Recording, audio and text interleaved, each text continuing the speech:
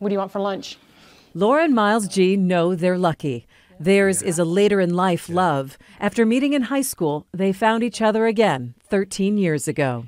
He was a burnout. I was a band geek. You thought she was pretty beautiful, right, Miles? Oh, yeah. But only 4 years into their marriage, Laura watched Miles have a stroke. I mean, I can close my eyes and I can still see it. I mean, I can see it happening. And he's just looking at me, and he's not talking. And I'm like, oh boy, this is okay. I said, all right. I said, can you smile? Can you smile for me? And it was a crooked smile. Life suddenly changed in their Heartland home. After hospital stays and a harrowing recovery, Miles' mobility is limited. His thoughts hard to gather.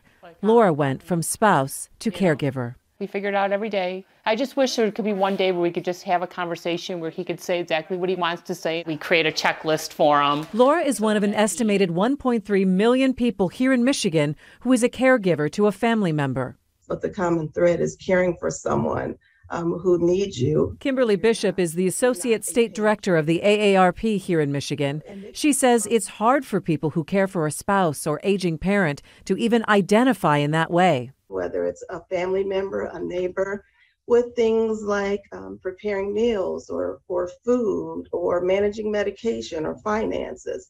So they don't even really consider themselves family caregivers. And I think the first step is making sure that they realize that they are, so that they can connect with resources. Kim says over 30% of family caregivers spend over 20 hours a week doing the work.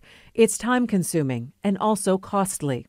The estimate is that that is $14.5 billion with a B dollars in unpaid care in terms of what they're giving. It can be lonely and stressful. And then this is the binder just from the stroke. Laura says her key to juggling it all is a flexible work schedule. She now works from home in a back bedroom. She makes sure Miles can reach 911 if he needs it, and the big binder coordinates insurance, doctor's appointments, and medications. And it becomes a different partnership.